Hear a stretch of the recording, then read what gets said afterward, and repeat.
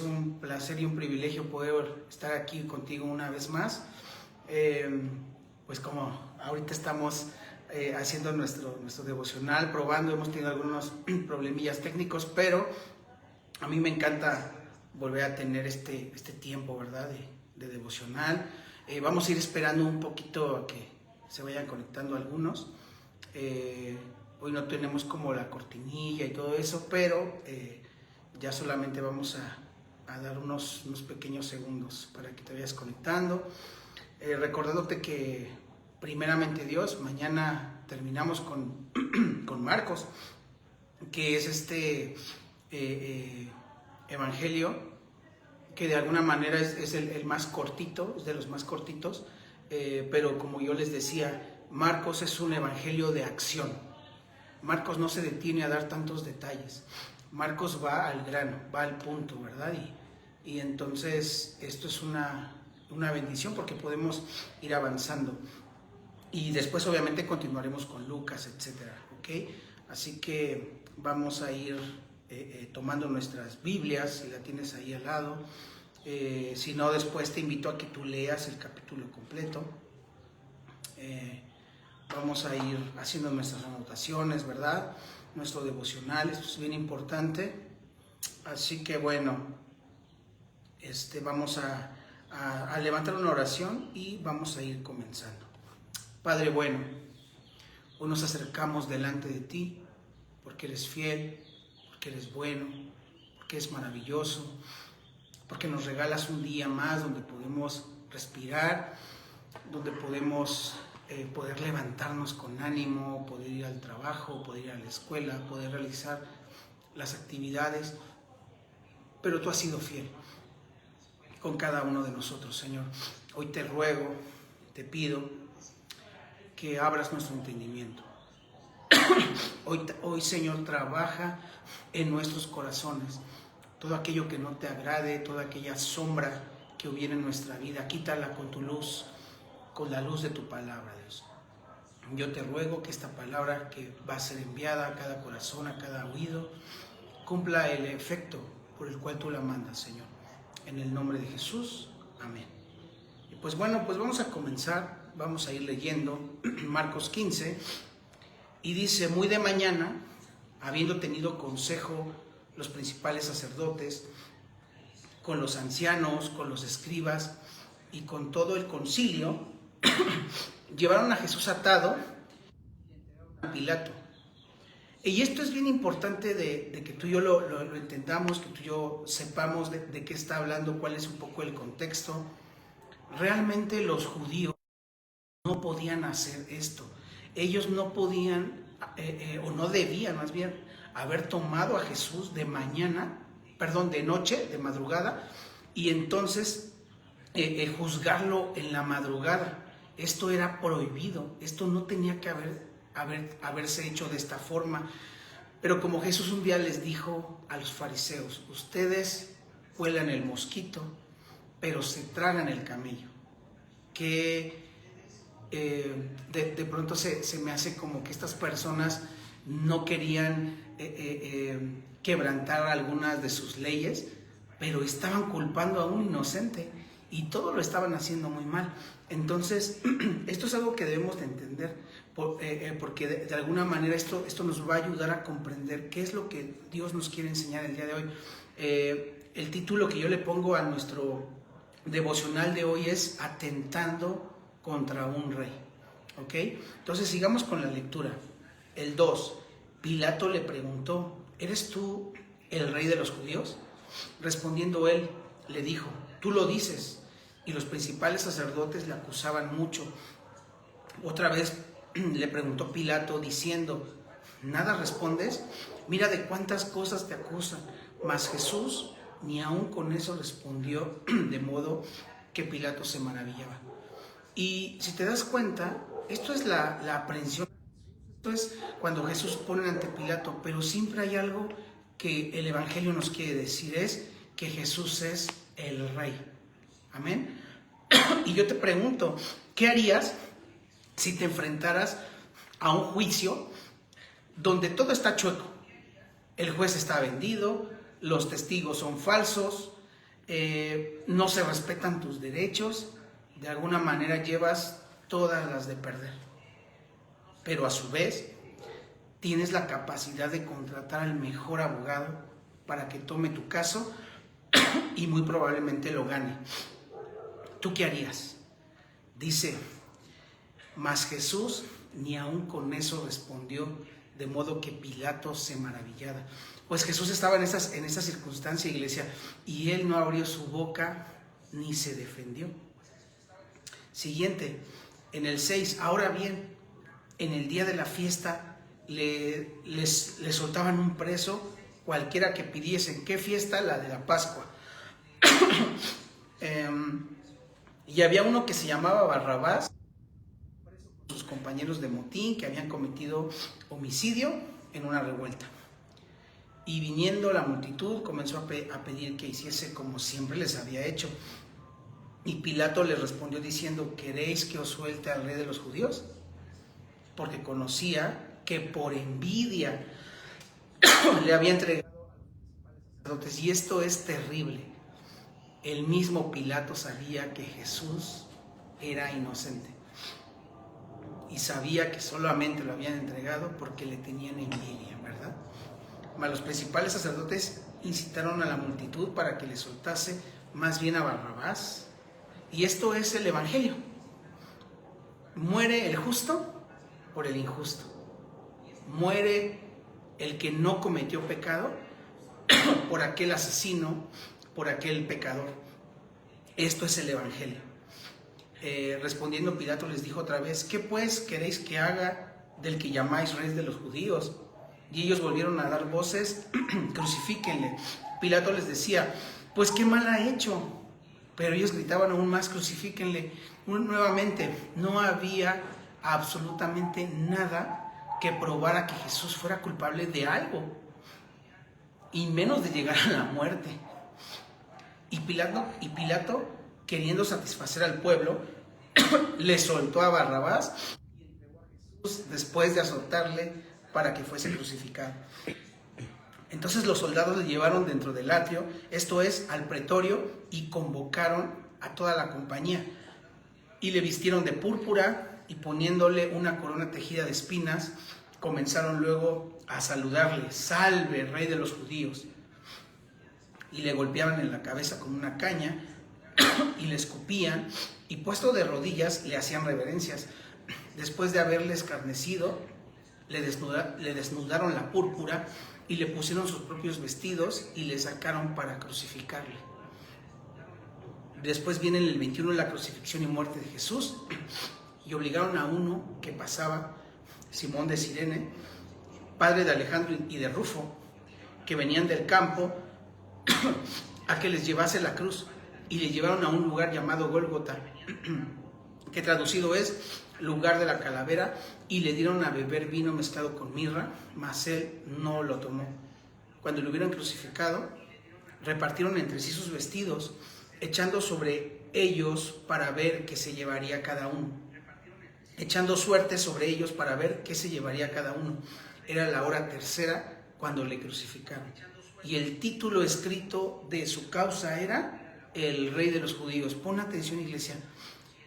Me encanta porque este capítulo pareciera que deberíamos sentirnos lástima por Jesús, deberíamos de sentir compasión por Jesús, deberíamos de decir, pobrecito de Jesús, cómo lo culparon, cómo de alguna manera la gente hizo injusticia sobre él. Pero sigue diciéndonos, Él es el Rey, Él es el Rey. 27, crucificaron también con él a 2 ladrones, uno a su derecha y el otro a su izquierda. Y se cumplió la escritura que dice, y fue contado con los inicuos, y los que pasaban le injuriaban, meneando la cabeza y diciendo, va, tú que derribas el templo de Dios y en 3 días lo reedificas, sálvate a ti mismo y desciende de la cruz.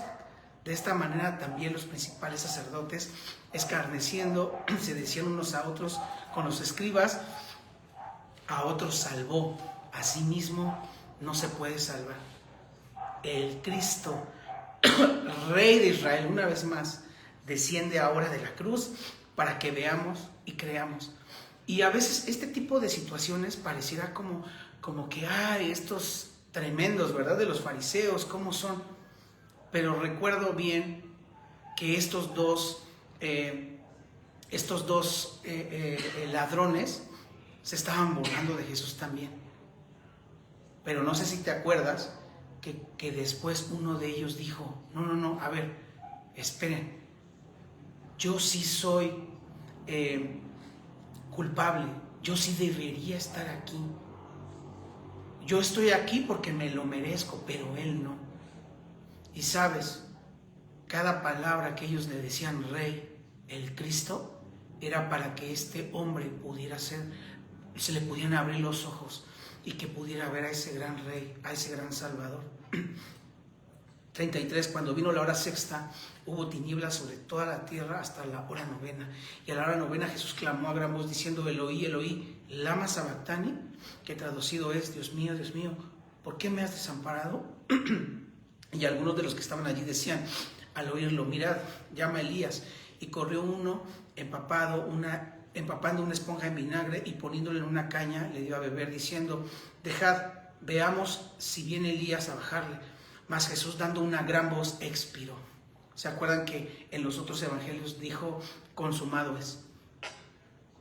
Entonces el velo del templo se rasgó en dos de arriba hacia abajo, y el centurión que estaba frente a él, viendo que después de clamar había expirado así, dijo, verdaderamente este es el Hijo de Dios.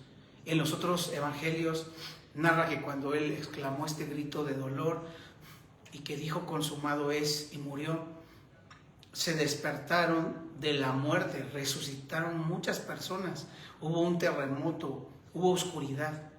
Imagínate qué tremendo que el mismo centurión dijo, verdaderamente este era el Hijo de Dios. También había algunas mujeres mirando de lejos, entre las cuales estaban María Magdalena, María la madre de Jacobo, el menor y de José, y Salomé, quienes cuando él estaba en Galilea le seguían y le servían, y otras muchas que habían subido con él a Jerusalén.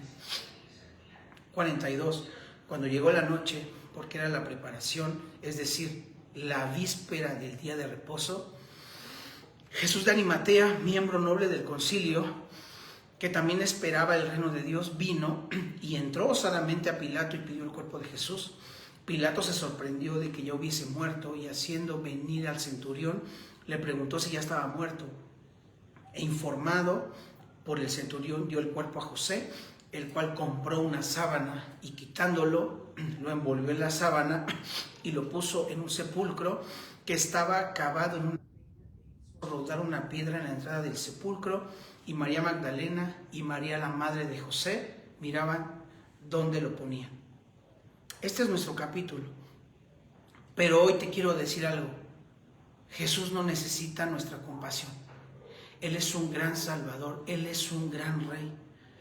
Y sabes, iglesia, a veces tenemos nuestra vista un poco nublada y no estamos viendo con claridad a Jesús. A veces, como una foto, no sé si has tomado alguna foto que de repente sale desenfocada, que sale distorsionada y que de alguna manera no nos deja ver la imagen correcta de quién es Jesús. Lamentablemente, te lo voy a decir, no hemos tenido una correcta imagen de Cristo. A veces pensamos que Jesús es alguien al que le tenemos que tener conmiseración, leemos esto, ¿verdad? Y vemos todo lo que de alguna manera los judíos hicieron en el juicio, todo chueco, con testigos falsos, el mismo Pilatos diciendo, es que yo lo hallo inocente, ¿verdad? Pero esto nos habla de que a Jesús nadie le entregó, a Jesús nadie lo tomó, nadie tomó su vida, Él la quiso dar, como Dios se entregó. ¿Cómo sabemos que no tenemos una clara visión, una clara imagen de Cristo? Simplemente por nuestra manera de vivir. Y yo solamente quiero que nos quedemos con algo. Hazte esta pregunta, ¿cómo debo vivir o cómo debiera de vivir un soldado de las filas del reino de Dios?